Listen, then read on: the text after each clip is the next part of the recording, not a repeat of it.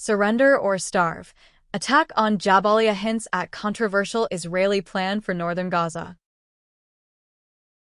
On Saturday morning, a message was posted on social media by the Israeli military's Arabic spokesman warning people living in the D5 area of northern Gaza to move south. D5 is a square on the grid superimposed over maps of Gaza by the Israel Defense Forces, IDF. It is a block that is split into several dozen smaller areas. The message, the latest in a series, said, "The IDF is operating with great force against the terrorist organizations and will continue to do so for a long time." The designated area, including the shelters located there, is considered a dangerous combat zone.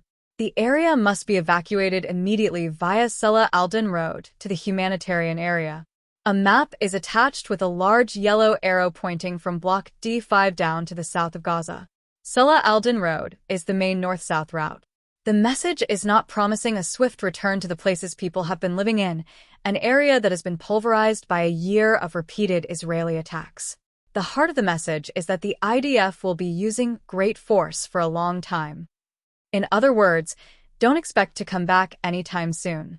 The humanitarian area designated by Israel in the message is al-Mawasi, previously an agricultural area on the coast near Rafah. It is overcrowded and no safer than many other parts of Gaza. BBC Verify has tracked at least 18 airstrikes on the area. Hamas has sent out its own messages to the 400,000 people left in northern Gaza, an area that was once the urban heartland of the Strip with a population of 1.4 million. Hamas is telling them not to move. The south, they are told, is just as dangerous. As well as that, Hamas is warning them that they will not be allowed back. Many people appear to be staying put, despite Israeli airstrikes and artillery bombardments. When I went down to an area overlooking northern Gaza, I could hear explosions and see columns of smoke rising. The intensity reminded me of the first months of the war. Some of the people who have stayed in northern Gaza, when so many others have already fled south, are doing so to remain with vulnerable relatives. Others are from families with connections to Hamas. Under the laws of war, that does not automatically make them belligerents. One tactic that has been used over the last year by civilians who want to avoid IDF operations without taking their chances in the overcrowded and dangerous south of Gaza is to move elsewhere in the north, for example from Beit Hanun to Gaza City, while the IDF is operating near their homes or shelters. When the army moves on, they return. The IDF is trying to stop that happening, according to BBC colleagues who are daily contact with Palestinians in Gaza. It is channeling families who are moving in one direction only, down Salah al-Din, the main road to the south. Israel does not allow journalists to enter Gaza to report the war, except for brief, rare, and closely supervised trips with the IDF. Palestinian journalists who were there on October 7th still do brave work. The Committee to Protect Journalists says at least 128 Palestinian media workers in Gaza have been killed since the war began. In northern Gaza, since Israel went back on the offensive, they have been filming panic-stricken families as they flee, often with small children helping out by carrying oversized backpacks. One of them sent out a brief interview with a woman called Mana Albir, who was rushing down the street carrying a toddler. She was saying as she half-walked, half-ran on the way out of Jabalia refugee camp, that, "They told us we had 5 minutes to leave the Fallujah school. Where do we go?" In southern Gaza, there are assassinations. In western Gaza, they're shelling people. Where do we go? Oh God. God is our only chance. The journey is hard. Sometimes Palestinians in Gaza say people on the move are fired on by the IDF. It insists that Israeli soldiers observe strict rules of engagement that respect international humanitarian law. But Medical Aid for Palestinians Head of Protection Liz Alcock says the evidence presented by wounded civilians suggests that they have been targeted. When we're receiving patients in hospitals, a large number of those women and children and people of, if you like, non-combatant age are receiving direct shots to the head, to the spine, to the limbs, very indicative of the direct targeted attack.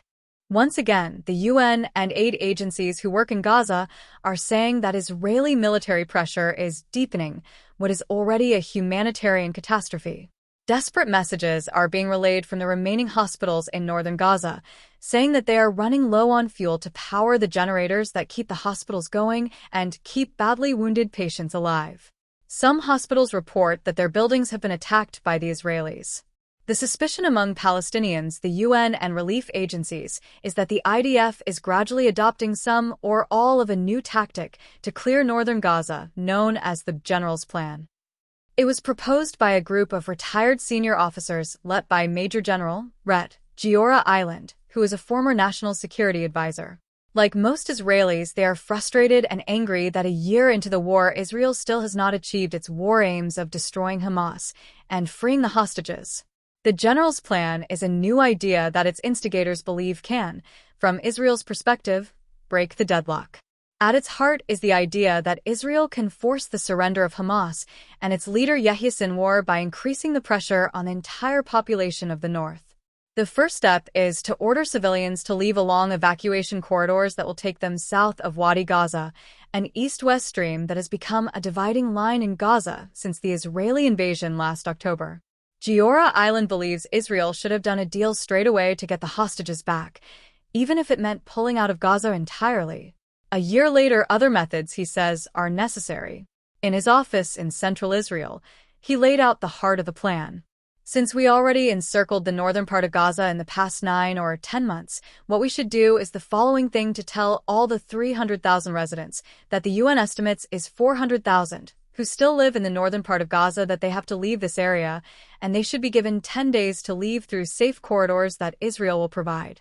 And after that time, all this area will become to be a military zone. And all the Hamas people will still, though, whether some of them are fighters, some of them are civilians, will have two choices, either to surrender or to starve. Island wants Israel to seal the areas once the evacuation corridors are closed. Anyone left behind would be treated as an enemy combatant. The area would be under siege, with the army blocking all supplies of food, water, or other necessities of life from going in. He believes the pressure would become unbearable and what is left of Hamas would rapidly crumble, freeing the surviving hostages and giving Israel the victory it craves. The UN World Food Programme says that the current offensive in Gaza is having a disastrous impact on food security for thousands of Palestinian families.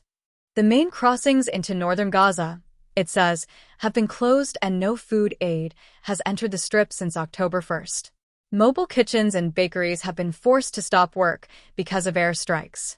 The only functioning bakery in the north, which is supported by WFP, caught fire after it was hit by an explosive munition. The position in the south is almost as dire. It is not clear whether the IDF has adopted the General's Plan in part or in full, but the circumstantial evidence of what is being done in Gaza suggests it is, at the very least, a strong influence on the tactics being used against the population. The BBC submitted a list of questions to the IDF, which were not answered. The ultranationalist extremists in Benjamin Netanyahu's cabinet want to replace Palestinians in northern Gaza with Jewish settlers. Among many statements he's made on the subject, the finance minister Bezalel Smotrich has said, "Our heroic fighters and soldiers are destroying the evil of Hamas, and we will occupy the Gaza Strip. To tell the truth, where there is no settlement, there is no security.